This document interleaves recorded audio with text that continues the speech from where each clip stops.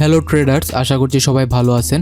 আজকের এই ভিডিওতে আমি মূলত কথা বলবো বর্তমান ক্রিপ্টোকারেন্সি মার্কেটের সবচেয়ে ট্রেন্ডিং টপিক টেরা লুনা নিয়ে। টেরা লুনা কী কারণে এত হিউজ পরিমাণ ডাম্প করলো, টেরা লুনা কি ফিউচারে রিকভার করতে পারবে কিনা, এবং আপনাদের এই সিচুয়েশনে লুনা কয়েনটা কি বাই করা উচিত হবে বা যে পরিমাণ লুনা কয়েন আপনাদের কাছে আছে সেটা কি সেল করে দেওয়া উচিত হবে কিনা, এই বিষয়গুলো নিয়ে আমি আমার যুক্তি বিশ্লেষণ করব।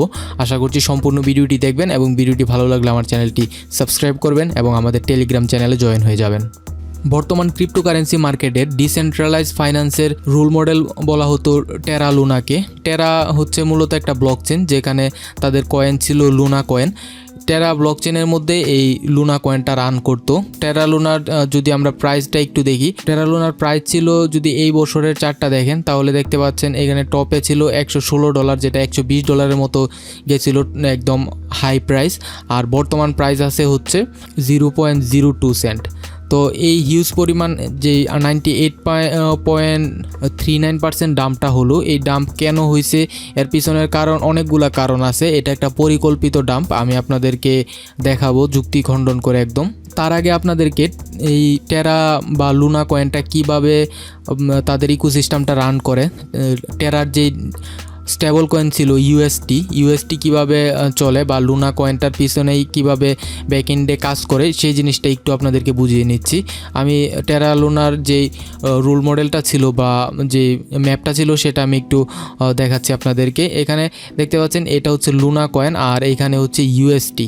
তো ইউএসটি আর লুনা এই দুইটা কয়েন হচ্ছে টেরা ব্লকচেনের মধ্যেই। এটা দুইটার জিনিসের সামঞ্জস্য করে হচ্ছে এটা ইউএসটির সমান হচ্ছে 1.10 এরকম থাকে বা 1.20-তে চলে যায়, $1 সমান। এটা হচ্ছে লুনা কয়েনটা বাই সেলের মাধ্যমে, বাই সেল প্রেশারের মাধ্যমে এই স্টেবল কয়েনটাকে স্টেবল রাখা হয়। অন্য স্টেবল কয়েনের কথা যদি আমরা বলি, অন্য যে স্টেবল কয়েনগুলো আছে যেমন ইউএসডি, তারপরে বিইউএসডি, ইউএসডিটি, টিথারের যে ইউএসডিটি আছে, এই কয়েনগুলোর ব্যাকএন্ডে কিন্তু এই প্রত্যেকটা কিন্তু ফিনান্সিয়াল কোম্পানির ব্যাকএন্ডে যদি আপনার এক ইউএসডিটি সমান যেমন $1, এই $1 সমমূল্যের ডলার বা কর্পোরেট বন্ড বা অ্যাসেট কিন্তু তাদের ব্যাংক বা কোনো ইনস্টিটিউটে এর ফান্ডটা কিন্তু রাখতে হয়, রিজার্ভ হিসাবে রাখতে হয়। অর্থাৎ 100 ইউএসডিটি যদি থাকে তাহলে কিন্তু তাদের ফান্ডে ব্যাকএন্ডে কিন্তু $100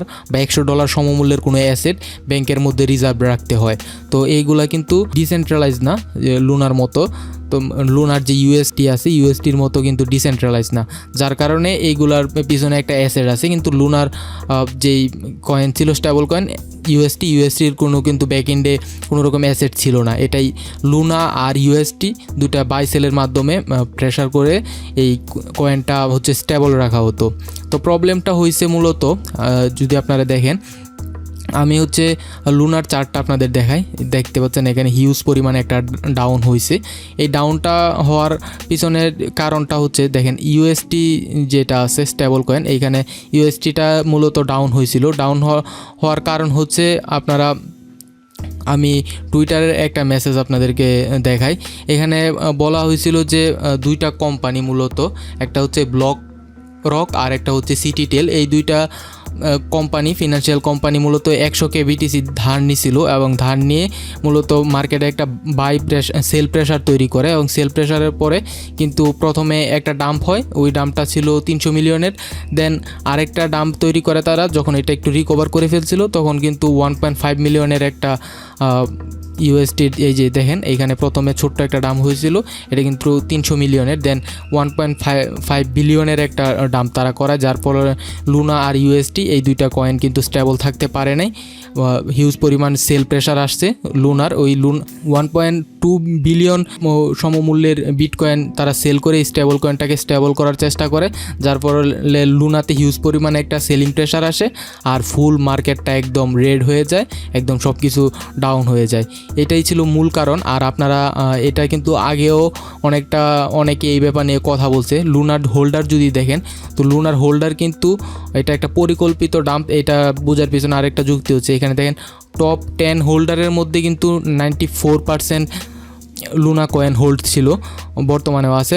তারপর টপ 20 জনের মধ্যে যদি দেখেন তাহলে 95%, আর টপ 100 হোল্ডারের মধ্যে হচ্ছে 97%, আর যেই 3% হোল্ডার আছে, এটা হচ্ছে আমার আপনার মতো সাধারণ জনগণ যারা আছে তারা হচ্ছে এই 3% হোল্ডার। তো এই কারণেই যদি এই 10 জন বা এই 20 জন যদি এই লুনা কয়েনটা সেল করে দেয়, মার্কেটে কিন্তু হিউজ পরিমাণ একটা ভলাটিলিটি তৈরি হয়, যার কারণে মার্কেটটা এই হিউজ পরিমাণ ডাম্প হয়। তো এখন কথা বলবো আপনাদের কি এই সময়টাতে লুনা কয়েনটা কিনা উচিত কিনা। বর্তমানে আমি যখন ভিডিওটা তৈরি করতেছি, ভিডিওটা তৈরি করার সময় লুনার প্রাইস আছে 0.02%। তো যারাদের কাছে $100 সমমূল্যের লুনা কয়েন ছিল তাদের এখন $10-20 মতো আছে হয়তো বা, যাদের $1000 মতো ছিল, যাদের $300-600 ছিল তাদের এইরকমই $5-6 মতো হয়তো আছে। তো এখন বর্তমানে আপনি একটা লুনা কিনতে পারতেছেন 0.02 সেন্টের মাধ্যমে, যেটা কিন্তু লুনার যে ইকোসিস্টেম আছে এটা কিন্তু হিউজ একটা ইকোসিস্টেম। এই টেরার ব্লকচেনের মধ্যে কিন্তু বিভিন্ন ধরনের প্রজেক্ট রান করতেছে, আর তারা মূলত অনেক ভালো একটা টিম। তাদের এই টিমটা এই স্টেবল কয়েনটা কিন্তু একটা রিকভার করে ফেলছে। আপনারা যদি দেখেন বর্তমানে 0.32-তে আছে, এটা কিন্তু আর একটু উপরে চলে গেছিলো রিকভার করে।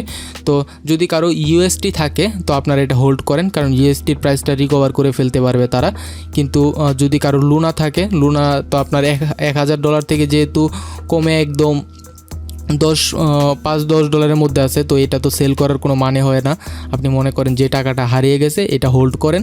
যদি ভাগ্য ভালো হয় হয়তো বা যদি $5-10 যেতে পারে মার্কেট, যদি তারা রিকভার করতে পারে, আশা করছি যে 5% সম্ভাবনা আছে যে লুনা রিকভার করে $5-10 মধ্যে যাবে। তখন হয়তো আপনাদের এখান থেকে একটা ভালো প্রফিট আসবে। যদি আপনি $100 বা $10 থেকে $20 সমমূল্যের লুনা কিনেন তাহলে একটা ভালো প্রফিট পাবেন। অবশ্যই $10 থেকে $20 বা $50 ঊর্ধ্বে কখনো লুনার মধ্যে এখন ইনভেস্ট করা উচিত নয়, কারণ এইখানে লুনার রিকভার করার সম্ভাবনা আছে মাত্র 5%। তো 5% রিস্ক আপনারা নিতে পারেন, আর যাদের অলরেডি লসে আছেন তারা এটা হোল্ড করা ছাড়া আর কিছুই করার নেই। কারণ এই ধরনের এটা একটা স্ক্যাম ছিল, মূলত এটা একদম পরিকল্পিত একটা স্ক্যাম। যেখানে আমি যে টুইটটা দেখাইছি এখানেও স্পষ্ট বোঝাই যাচ্ছে যে এটা একটা পরিকল্পিত কাজ ছিল। তো আপনারা যারা লুনা কয়েনটা হোল্ড করছেন তারা এই লসের মধ্যেও হোল্ড করেন, কারণ যদি $5-10 যায় একটা অ্যামাউন্ট আপনারা পাবেন, আর নয়তো এই $5-10 লুনা সেল করেও কোনো লাভ নেই। তো আপনারা একটা রিস্ক নিয়ে দেখতে পারেন, যেহেতু অলরেডি সব কিছু হারিয়ে ফেলছেন, এটা ছাড়া আর কিছু করার নেই।